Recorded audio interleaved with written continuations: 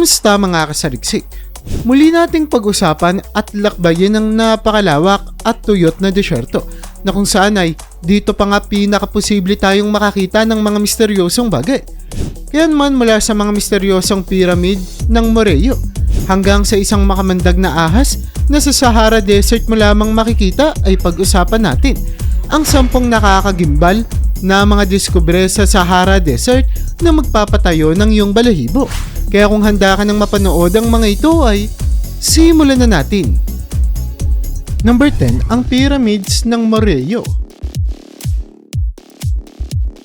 Noong halos 5,000 taon na ang nakalipas, isang makapangyarihang kabesnan ang umusbong sa sinaunang Sudan sa ilalim ng pamumuno ng mga Nubian na hari ng kaharian ng Kush.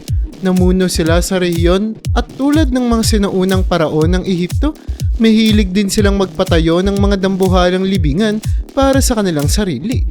Ang mga pyramid na ito ay itinayo sa Nyeri, malapit sa kabisera noon ng Napata. At noong 1800s, naging interesado ang mga arkeologo sa mga pyramid ng Nubia. Gayunpaman, bago pa man dumating ang mga arkeologo, marami sa mga pyramid ay napagnakawan na ng mga magnanakaw ng libingan. Lahat ng kayamanan at mga gamit na inilagay sa loob ng mga libingan, pati na ang mga labi ng mga hari ay kanilang kinuha. Noong 1830s, isang Italianong nagngangalang Giuseppe Ferlini ang nagpasya na sirain ng mga tuktok ng 40 sa mga pyramid sa Nubia. Dahil dito, hindi na sila kasing preserve katulad ng mga pyramid ng Ehipto na makikita pa rin natin sa kasalukuyan. Number 9, Libyan Desert Glass. Ang Libyan Desert Glass ay isang kakaibang uri ng likas na salamin na matatagpuan sa desyerto ng Libya. May kulay itong translucent na dilaw na berde at pinaniniwala ang nabuo dahil sa pagbagsak ng isang malaking meteorite noong humigit kumulang 29 milyong taon na ang nakalipas. Ang meteorite na tinatayang may bigat na 10,000 tonelada ay bumagsak sa desyerto. Naging dahilan ng matinding init na natunaw ang buhangin sa paligid na kalaunan ay nabuo bilang mga piraso ng salaming desyerto sa isang lugar na may sukat na 6,000 kilometro kwadrado. Ang kulay ng Libyan Desert Glass ay nag-iiba mula sa maputlang dilaw hanggang sa olive green. Kaya naman agad itong nakikilala mula sa ibang likas na salamin. May iba't ibang laki rin ang mga piraso nito, mula sa maliliit na butil hanggang sa mas malalaking piraso na umaabot ng ilang kilo ang bigat. Sa kasaysayan, nagkaroon ito ng malaking halaga sa kulturang sinaunang Ehipto. Mga alahas at dekorasyon mula sa panahon ng paraon na si Tutankhamen ang nagpapakita na ginamit ang salaming ito bilang bahagi ng kanilang mga obra. Number 8, sinaunang sining sa bato. Ang Sicily in Azure ay isang malawak na talampas na matatagpuan sa timog silangang bahagi ng Algeria. Sakop nito ang bahagi ng desyertong Sahara at may lawak na humigit kumulang 72,000 kilometers square meters. Kilala ang lugar na ito dahil sa kakaibang mga anyo ng mga bato na binuo ng kalikasan sa loob ng milyon-milyong taon. May mga sandstone na tila mga tore, arko at iba pang istrukturang hinubog ng malalakas na hangin at pagguho ng tubig. Bukod sa likas na kagandahan ng lugar, ang Sicily in Azure ay tahanan ng sinaunang sining sa mga bato na tinatayang umaabot ng 12,000 taon na ang tanda. Makikita sa mga larawang ito ang mga eksena ng pang-araw-araw na pamumuhay ng mga sinaunang tao, tulad ng pangangaso at iba't ibang hayop na bahagi ng kanilang kapaligiran. Dahil dito, kinikilala ang lugar na may malaking halaga sa kultura at kasaysayan. Kaya naman ito ay dineklara bilang UNESCO World Heritage Site noong 1982. Number 7, Chott El Djerid. Ang Chott El Djerid sa timog ng Tunisia ang pinakamalaking salt pan o lawang asin sa Sahara Desert. May lawak itong halos 7,000 kilometers na parisukat na makikita agad dahil sa malawak nitong makintab at maalat na lupa. Nabubuo ang maalat na balat ng lupa dahil sa pagkatuyo ng mababaw na tubig dulot ng matinding init sa disyerto. Sa tag-init, umaabot ang temperatura dito sa mahigit 50 degrees Celsius o 122 degrees Fahrenheit na mas nagpapabilis sa pag-evaporate ng tubig at nagiiwan ng maputing tanawin. Sa panahon naman ng tag-ulan, napupuno ito ng tubig at nagiging pansamantalang lawa kung saan makikita ang iba't ibang uri ng ibon, kabilang ang mga flamingo. Dahil sa kakaibang itsura nito, naging paboritong lugar ito ng mga filmmaker para sa mga eksenang nagpapakita ng mga planetang katang-isip tulad ng Tatooine sa pelikulang Star Wars. Para naman sa mga lokal na komunidad sa paligid nito, ang pagkuha ng asin mula sa Chott El Djerid ay matagal nang pinagkukunan ng kabuhayan kahit pa sa kabila ng hirap ng pamumuhay sa disyerto. Number 6. Nabta Playa. Sa kanlurang disyerto ng Ehipto, ang Nabta Playa ay isang mahalagang lugar para sa kasaysayan at agham. Sa lugar na ito, may mga tuyong lawa na napapalibutan ng mga burol at mayroong mga megaliktong istruktura na nagmula pa mahigit 6,000 taon na ang nakalipas. Dito nanirahan ng mga sinaunang pamayanan ng mga pastol at mga nomad mula noong ika-7 milenyo BCE. Sa mga paghukay, natagpuan ng iba't ibang mga artifacts tulad ng mga palayok, kasangkapang bato at labi ng mga sinaunang tirahan. Ang mga malalaking batong nakaayos dito ay pananiniwalaang ginagamit bilang isang uri ng astronomical observatory. Ipinapakita nito na may kaalaman ng mga taong nakatira dito sa paggalaw ng mga bituin at maaaring ginagamit nila ito upang subaybayan ang solstice at equinox. Ang mga bituin ay mahalaga para sa kanilang pag-unawa sa mga panahon at iba pang mahahalagang aspeto ng kanilang kultura at buhay.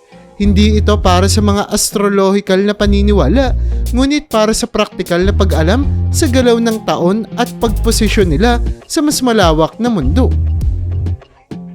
Number 5. Dambuhalang Crocodile.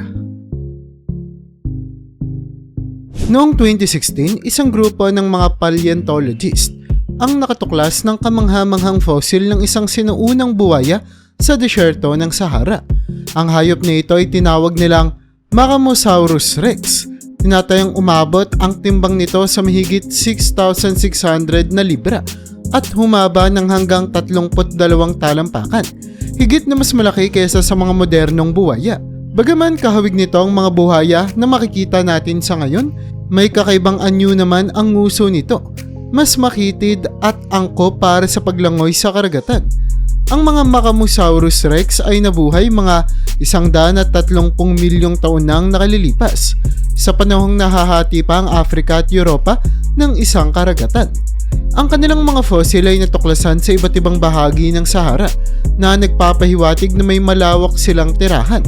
Bukod sa Makamosaurus, isa pang kilalang sinaunang buwaya ang Deinosuchus na may kahulugan sa Griego na nakakatakot na buwaya. Sinasabing umaabot ang laki ng Deinosuchus sa 35 hanggang 45 talampakan. At kung ikukumpara sa mga modernong buwaya, mas malaki at mas mabangis ang mga ito. Number 4. Gobero Skeletons. Sa pinakaliblib na bahagi ng Sahara Desert, mayroong isang lugar na tinatawag na Gobero. Natuklasan dito ang mga kahanga-hangang labi ng mga tao na tinatayang higit sa 10,000 taon na ang tanda. Natagpuan ng mga ito noong taong 2000 sa pangunguna ng isang team ng mga archaeologists na pinamumunuan ni Paul Serino mula sa University of Chicago. Ang natuklasan nila sa Gobero ay nagbigay liwanag sa kung paano nakibagay ang mga sinuunang tao sa matinding kondisyon ng disyerto habang nagaganap ang malaking pagbabago sa klima. Dahil sa espesyal na kondisyon ng lugar, tuyong klima at mga buhangin na nagprotekta sa mga labi, napanatili ng maayos ang mga buto na nakatulong upang makita ang mga detalyeng hindi pa natutuklasan noon. Ang mga buto mula sa Gobero ay kabilang ang mga kalalakihan, kababaihan at mga bata na nagbigay ng mahalagang impormasyon tungkol sa pisikal na anyo, kalusugan at paraan ng paglilibing ng mga sinaunang tao. Bukod dito, natuklasan din ng mga gamit tulad ng palayok at mga kagamitang bato pati na rin ang ebidensya ng iba't ibang uri ng pagkain na nagbukas ng mas malawak na pag-unawa sa kanilang pang-araw-araw na buhay. Number 3. Meteorites at Craters. Ang Tenomer Crater ay matatagpuan sa Sahara Desert sa Mauritania, isang lugar na hindi ligtas para basta nalang puntahan at tuklasin. Isa kasi itong halos bilog na crater na may sukat na 1.5 kilometers ang lapad at tinatayang nabuo mahigit 21,400 years na ang nakalipas. Ang kakaibang hugis nito at ang limitadong access dito ay nakapukaw ng kuryosidad ng mga tao. Maraming naniniwala na posibleng may kaugnayan ito sa mga extraterrestrial o mga dayuhan sa ibang planeta. Matagal nang pinag-uusapan ng mga siyentipiko ang pinagmula ng Tenomer Crater. Una, may debate kung dulot ba ito ng pagsabog ng bulkan o resulta ng pagtama ng malaking meteorite. Ngunit sa mga kamakailang pag-aaral, mas pinaniniwalaan na nabuo ito dahil sa matinding pagtama ng meteorite na nag-iwan ng mga bakas tulad ng shock quartz at iba pang palatandaan ng impact sa paligid ng crater. Ang sahig ng crater ay puno ng mga sediment at mga bato na iba ang anyo dahil sa init at matinding pressure mula sa naturang pagtama. Patunay na ito'y dulot ng napakalakas na puwersa. Number 2. Ang nawalang fortresses. Ang Garamantes ay isang sinaunang sibilisasyon na nanirahan sa rehiyon na ngayon ay bahagi ng modernong Libya. Sa kabila ng pagharap nila sa matinding init at kakulangan ng tubig sa disyerto, nagtagumpay sila sa paggawa ng mga komplikadong sistema ng irigasyon. Isa sa kanilang mga teknolohiyang ito ang tinatawag na fogueras, isang malawak na network ng mga kanal sa ilalim ng lupa na nagdala ng tubig mula sa mga malalayong balon patungo sa kanilang mga bukirin. Dahil sa mga makabagong paraang ito, nagawa nilang magtanim at umani na siyang tumulong sa paglago ng kanilang populasyon at komunidad.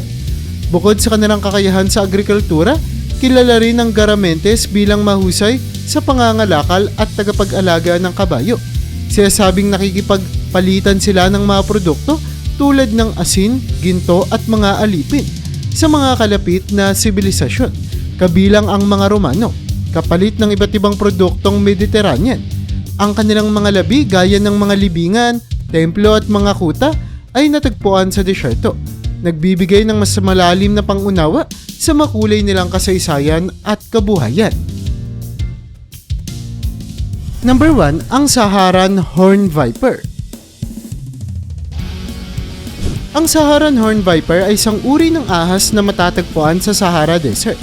Kilala ito sa mga kakayahan nitong makaangkop sa matinding init at tuyot na kondisyon ng disyerto.